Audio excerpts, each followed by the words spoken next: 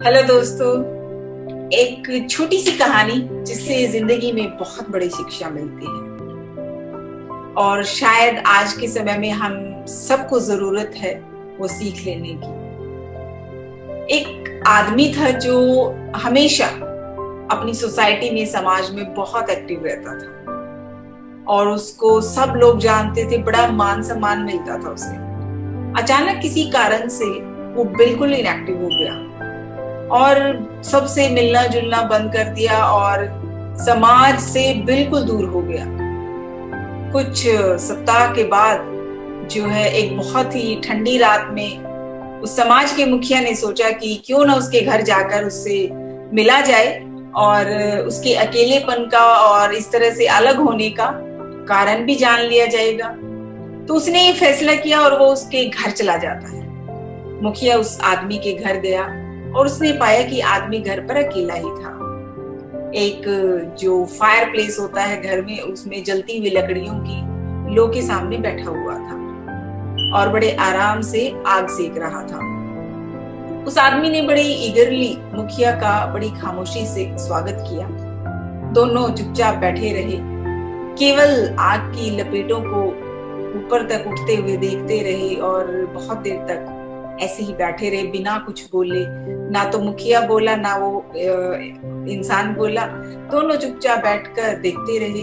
उन अंगारों में से एक लकड़ी जिसमें लो उठ रही थी, जो जल रही थी, उसे उठाकर किनारे पर रख दिया और फिर शांत बैठ गई। जो वो आदमी था हर चीज पर ध्यान दे रहा था। बड़े लंबे समय से अकेला होने के कारण आज जो मुखिया आया था उससे उसका मन ही मन, वो बहुत खुश भी था, आनंदित हो रहा था और सोच रहा था कि आज अपने मुखिया के साथ उसे बैठने का मौका मिला। लेकिन उसने देखा कि अलग की हुई लकड़ी की जो आग की लो थी वो धीरे धीरे कम हो रही थी और कुछ देर में वो आग बिल्कुल बुझ जाती है। उसमें कोई तपिश नहीं बचती। उस लकड़ी से जो आग की चमक थी बहुत जल्द बाहर निकल आई। कुछ समय के बाद उस लकड़ी में जो प्रकाश था, वो आग की तपन थी, जो वो बिल्कुल एक काले और बिल्कुल एक, कहते हैं कि जो मुरझाया हुआ टुकड़ा होता है, उसमें बदल गई। इस बीच दोनों मित्रों ने एक दूसरे की बहुत ही, कहते हैं कि बहुत ही छोटे और कम शब्दों में अभिवादन किया। कम से कम शब्द बोले जाने से पहले मुखिया ने अलग की हुई जो बेकार की लकड़ी थी उसको उठाया और फिर से आग के बीच में रख दिया। वो लकड़ी फिर से सुलग कर लो बनकर जलने लगी और चारों तरफ रोशनी और गर्माइश बिखेरने लगी। जब आदमी मुखिया को छोड़ने के लिए दरवाजे तक पहुंचा तो उसने देखा कि मुखिया से कहा कि मेरे घर आकर मुलाकात करने के लिए आपका बहुत बहुत शुक्रिया। आज आपने बिना कुछ कहे एक बहुत सुंदर पाठ पढ़ाया है और अकेले व्यक्ति का कोई अस्तित्व नहीं होता, ये बहुत अच्छे तरीके से आपने मुझे समझाया।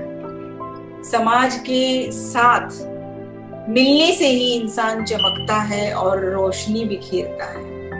समाज से अलग होती ही वो उस लकड़ी की तरह मुरझा जाता है। तो मित्रों,